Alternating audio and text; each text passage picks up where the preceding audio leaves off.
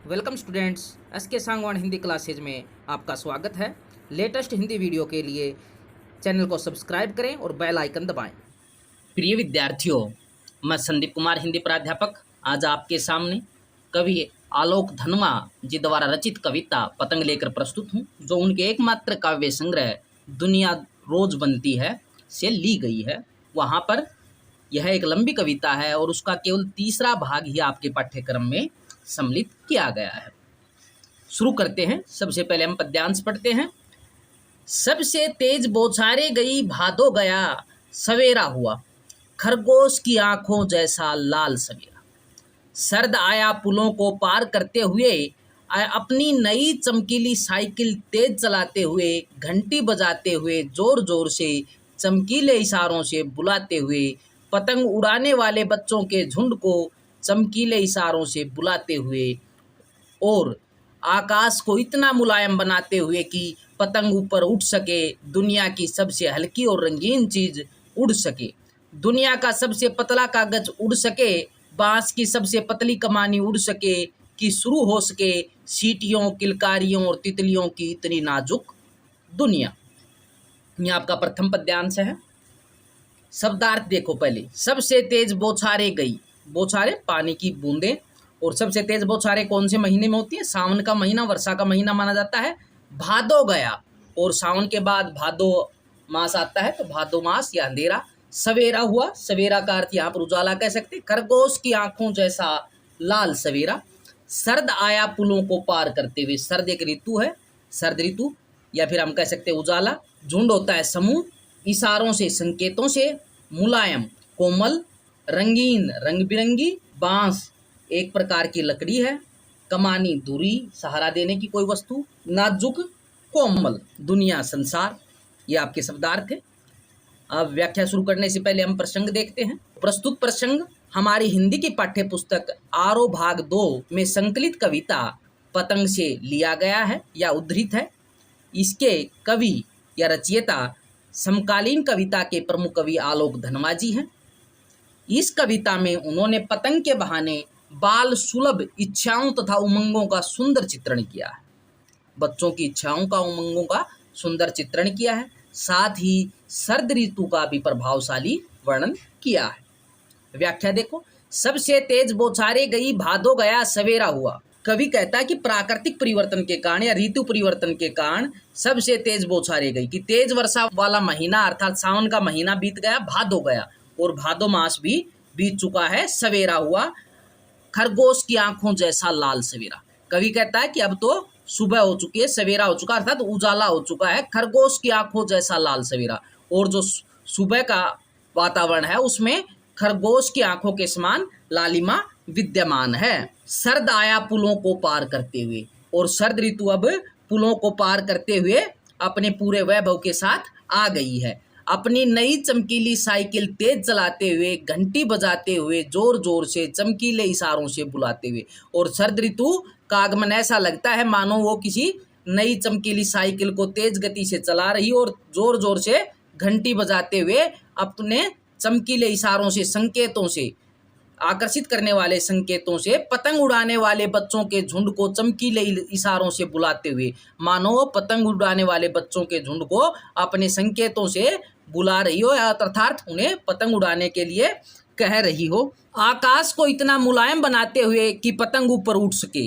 कवि कहता है कि सर्द का आगमन होने पर आकाश इतना मुलायम बन जाता है कि उसमें पतंग ऊपर उठ सके, अर्थात पतंग आकाश में ऊंचाइयां प्राप्त कर सके, दुनिया की सबसे हल्की और रंगीन चीज उड़ सके। और पतंग को यहाँ कवि ने सबसे हल्का और सबसे रंग बिरंगा बताया कि दुनिया की सबसे हल्की और रंगीन चीज उड़ सके, दुनिया का सबसे पतला कागज उड़ सके, बांस की सबसे पतली कमानी उड़ सके, कि शुरू हो सके सीटियों, किलकारियों और तितलियों की इतनी नाजुक दुनिया। आकाश को इतना मुलायम बनाते हुए कवि यहाँ कहना चाहता है कि सर्द ऋतु ने अपने चमकीले मौसम से पतंग उड़ाने वाले बच्चों की सुविधा के लिए आकाश को अपने प्रभाव से इतना मुलायम बना दिया है कि उसके द्वारा उड़ाई जाने वाली दुनिया की सबसे हल्की और रंगीन चीज तथा सबसे पतले कागज से बनी पतंग अपनी बांस की सबसे पतली कमानी के साथ आकाश में उड़ सके, कि शुरू हो सके सीटियों, किलकारियों और तितलियों की इतनी नाजुक दुनिया। कवि कहता है कि उड़ती हुई पतंगों की इस तितलियों के समान नाजुक दुनिया को देखकर बच्चे खुशी से सीटियां और किलकारियां मार सके। फिर देखो एक बार, सबसे तेज बौछारे गई भादो गया सवेरा हुआ। कवि कहता है कि सावन का तेज वर्षा का महीना बीत चुका है और भादो का मास भी बीत चुका है। सवेरा हुआ खरगोश की आंखों जैसा लाल सवेरा, सर्द आया पुलों को पार करते हुए। कि सर्द ऋतु पुलों अर्थात बाधाओं को, विभिन्न झाड़ियों को पार करते हुए, विभिन्न बाधाओं को पार करते हुए आ गई है और एक नए सवेरे का आगमन हुआ है। और इस नए सवेरे में खरगोश की आंखों जैसी लालिमा मौजूद है। अपनी नई चमकीली साइकिल तेज चलाते हुए, घंटी बजाते हुए, जोर जोर से चमकीले इशारों से बुलाते हुए।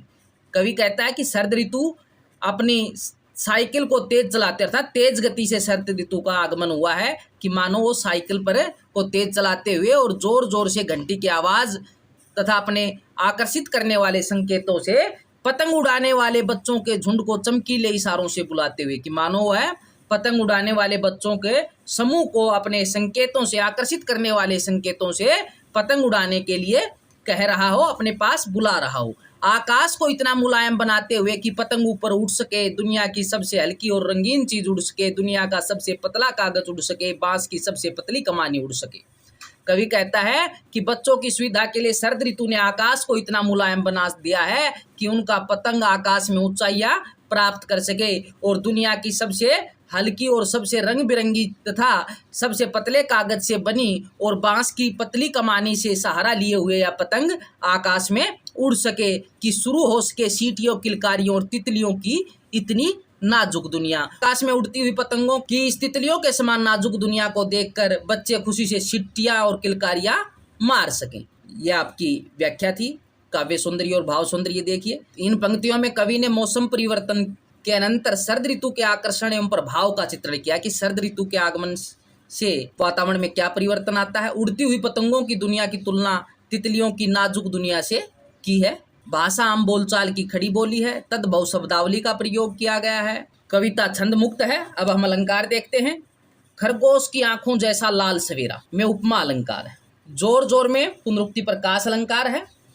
शरद ऋतु के मानवी कण के कारण उसे घंटी बजाते हुए, साइकिल चलाते हुए, चमकीले इशारों से बुलाते हुए मानवी कण अलंकार का प्रयोग हुआ है। दूसरे पद्यांश की व्याख्या देखते हैं। जन्म से ही वे अपने साथ लाते हैं कपास, पृथ्वी घूमती हुई आती है उनके बेचैन पैरों के पास। जब वे दौड़ते हैं बेसुध छतों को भी नरम बनाते हुए, दिशाओं को मृदंग की तरह बजाते हुए। जब वे पेंग भरते हुए चले आते हैं डाल की तरह लचीले वेग से अक्सर। जन्म से ही वे अपने साथ लाते हैं कपास। कपास एक फसल होती है। यहाँ पर कपास मुलायम कोमलता के लिए दर्शाया गया है। कपास का अर्थ हम कोमल लेंगे। बेचैन व्याकुल, बेसुध मस्त होकर, तल्लीन होकर, नरम मुलायम कोमल, मृदंग नगाड़ा, पेंग भरते पेंग भरना, झूला झूलना, लचीला वेग लचीली गति से, अक्षर प्राय। प्रसंग वही रहेगा। प्रस्तुत काव्यांश, प्रस्तुत पंक्तियां या प्रस्तुत पद्यांश हमारी हिंदी की पाठ्य पुस्तक आरो 2 भाग में संकलित कविता पतंग से उद्धृत है। इसके कवि समकालीन कविता के प्रमुख कवि श्री आलोक धनवा जी हैं। इस कविता में उन्होंने पतंग के बहाने बाल सुलभ इच्छाओं और उमंगों का सुंदर चित्रण किया है। व्याख्या देखो। जन्म से ही वे अपने साथ लाते हैं कपास।